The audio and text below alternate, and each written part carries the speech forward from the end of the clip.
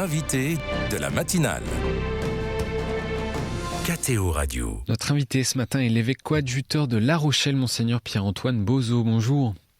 Bonjour Maxence. Merci d'être avec nous, avec le Conseil permanent de la Conférence des évêques de France.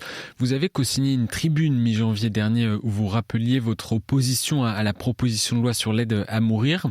Le coup de théâtre de la semaine dernière au Sénat, je le rappelle, c'est le rejet de toute euthanasie ou suicide assisté. Le vote solennel de ce texte doit le confirmer d'ailleurs mercredi prochain avant de revenir à l'Assemblée nationale pour l'examen en deuxième lecture mi-février. Alors, Monseigneur, que signifie pour vous le rejet, notamment de l'article 2 et de l'article 4 dans ce texte qui voulait instaurer en France l'euthanasie et le suicide assisté? Ça signifie certainement qu'il n'y a pas de majorité, d'unanimité évidemment sur un sujet aussi important de la part des parlementaires, des sénateurs en l'occurrence. Ce qui a entraîné le rejet du texte, vous le savez, c'est un peu une opposition, une conjugaison des contraires, puisque certains ne l'ont pas voté parce qu'ils n'allaient pas assez loin dans les conditions d'éligibilité à ce droit à mourir, à l'euthanasie, et d'autres l'ont rejeté parce qu'ils proposaient l'euthanasie. Et donc c'est pour des raisons différentes qu'il y a eu une majorité qui a permis de le rejeter. Et donc cela dit qu'il n'y a vraiment pas de consensus sur cette question, en tout cas chez les sénateurs, et probablement que quand on réfléchit à la question, ce qu'ont fait sérieusement les sénateurs, car il y a eu un débat sérieux, on s'aperçoit peut-être plus profondément des enjeux très forts, très grands, qu'il y a autour de cette question de la fin de vie et de la mort. Et depuis le début des débats parlementaires, de nombreuses inquiétudes ont émergé chez les personnes ayant un handicap, chez celles aussi ayant des troubles psychiques. Que nous disent-elles, ces personnes ? Oui, il y a ce groupe très touchant des éligibles, des personnes qui se sont rendues compte qu'elles seraient éligibles à ce qu'on appelle de manière euphémisante un droit à mourir. Et ces personnes, en réagissant justement, nous disent que, au fond, l'espèce de pression silencieuse que la loi ferait peser sur les gens plus vulnérables est quelque chose de très difficile à accueillir, à porter. Parce que un des grands leitmotifs des défenseurs de la loi, c'est de dire mais c'est une loi de liberté, donc personne ne sera obligé, seuls ceux qui demanderont l'euthanasie, évidemment, pourront y accéder, on ne fera mourir personne malgré lui, mais il reste qu'on fera peser sur les plus fragiles, les plus vulnérables, ceux dont l'Église veut prendre un soin particulier, cette pression silencieuse en les obligeant finalement à se poser une question qu'ils ne se posaient pas jusqu'alors, c'est-à-dire est-ce qu'il faut que je continue de vivre ? Pour l'instant, ils vivent alors avec parfois beaucoup de courage, beaucoup de résilience, une capacité à vivre et parfois vivre très bien et très joyeusement avec un handicap, mais parfois aussi avec beaucoup de souffrance. Et ils savent qu'ils seront accompagnés de manière inconditionnelle par la société française dans son ensemble, parce qu'elle prend soin des malades, et par leurs proches. Et donc cette question pour eux est une question évidemment très très très douloureuse, qui fait que ils savent qu'on leur dira vous faites partie des gens susceptibles de choisir de mourir. Est-ce que finalement c'est ce que vous voulez ? Donc c'est quelque chose de très difficile à recevoir pour les personnes les plus fragiles, en effet. Au passage, on peut signaler que la Fédération des médias catholiques, dont KTO fait partie, s'est exprimée jeudi dernier.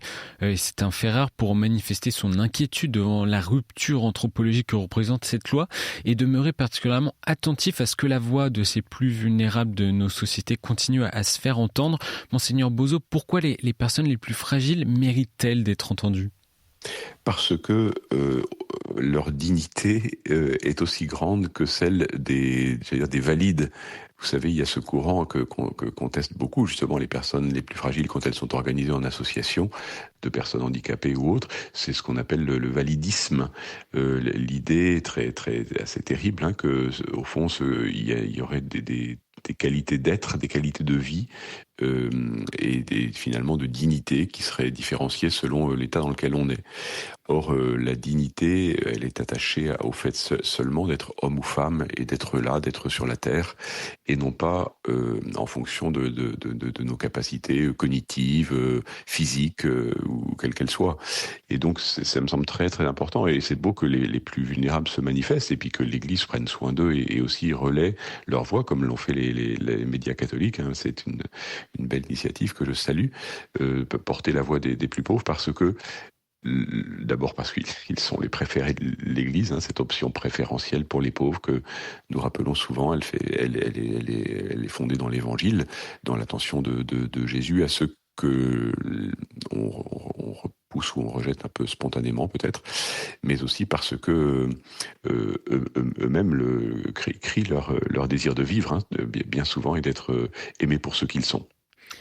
Et pourtant, les sondages d'opinion assez clairs indiquent que la majorité des Français seraient favorables à une aide à mourir.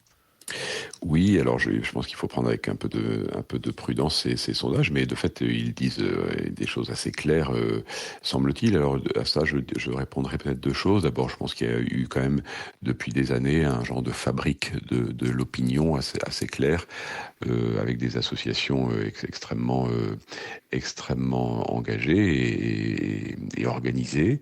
Je pense évidemment surtout à l'Association pour le droit à mourir dans la dignité, qui a utilisé, à mon avis, le mot de dignité d'une manière dévoyée, mais qui pose des questions sous forme de: est-ce que vous préférez une fin de vie dans la souffrance, ou est-ce que vous préférez pouvoir partir librement quand ce sera le moment parce que vous le souhaiterez? Donc évidemment, les gens n'ont spontanément pas envie de souffrir, et donc répondent plutôt positivement à cette question en disant: je veux pouvoir mourir et pas souffrir. Mais on voit que lorsque la question est posée différemment, elle a été encore assez récemment. Si on demande aux gens, par exemple, il y a un sondage assez intéressant pas très ancien, 2022 ou 23 je crois, qui demande aux gens: qu'est-ce qui est le plus important pour vous au moment de la fin de votre vie, et au fond, au moment où vous approchez de la mort.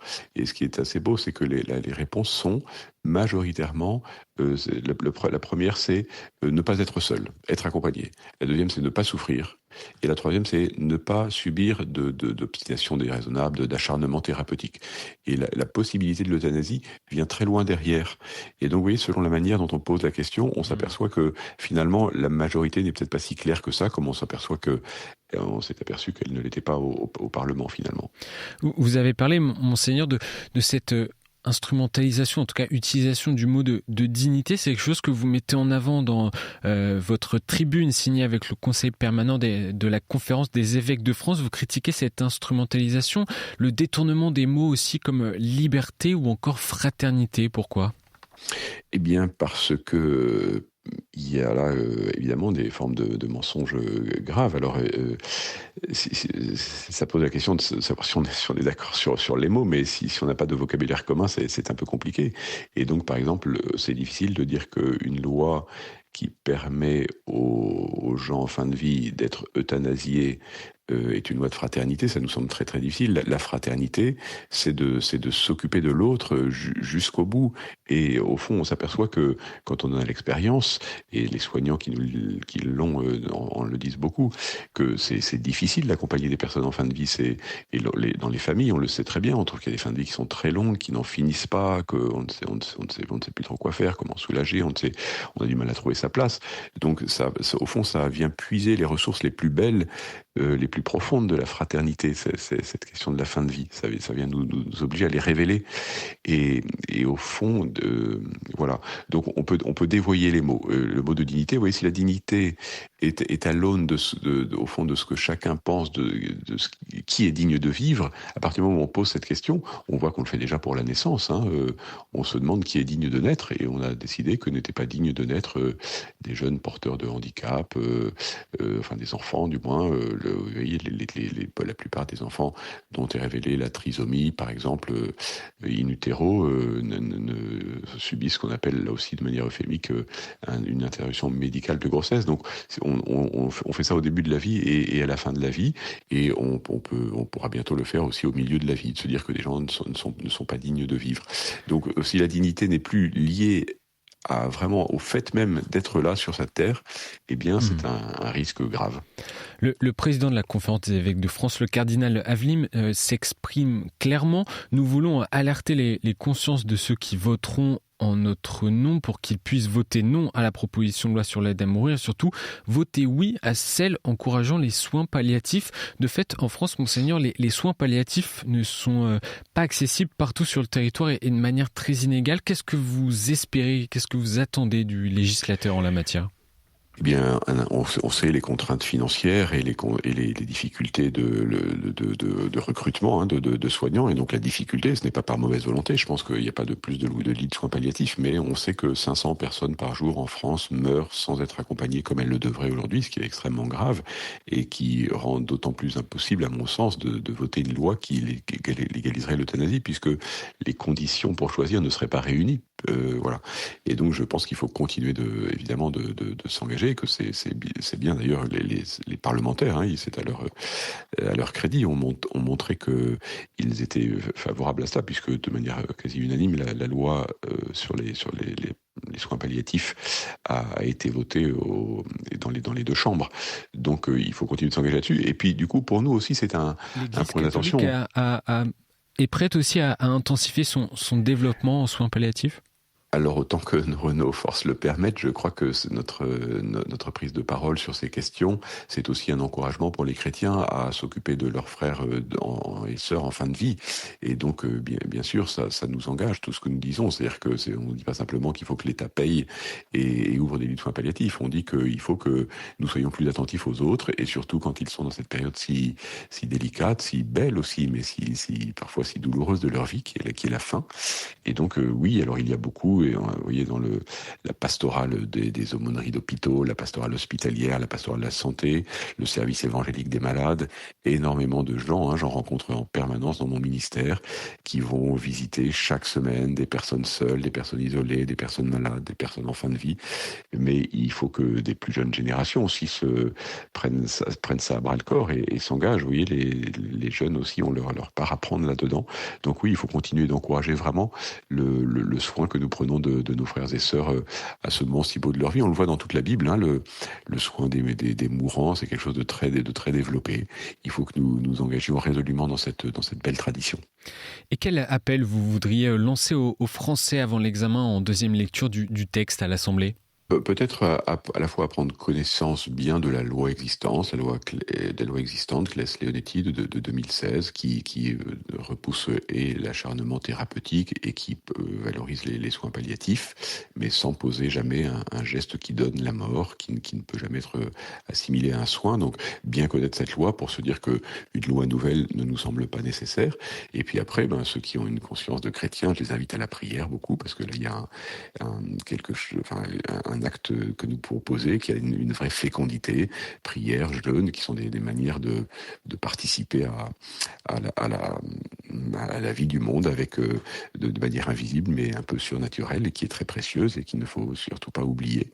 Et puis continuer de se renseigner, et puis d'agir, c'est aussi le beau, parce que nous sommes dans une démocratie qui permet l'expression des citoyens, des corps constitués ou des citoyens isolés qui peuvent écrire, qui peuvent dire, qui peuvent publier des tribunes. Nous avons la chance d'habiter dans un pays qui permet cela. Et porter également aussi la fraternité, autant que faire se peut. Exactement. C'est peut-être ce dont nous avons le plus besoin, d'être attentifs les uns aux autres. Merci beaucoup, Monseigneur Pierre-Antoine Bozo, d'être passé dans la matinale ce matin.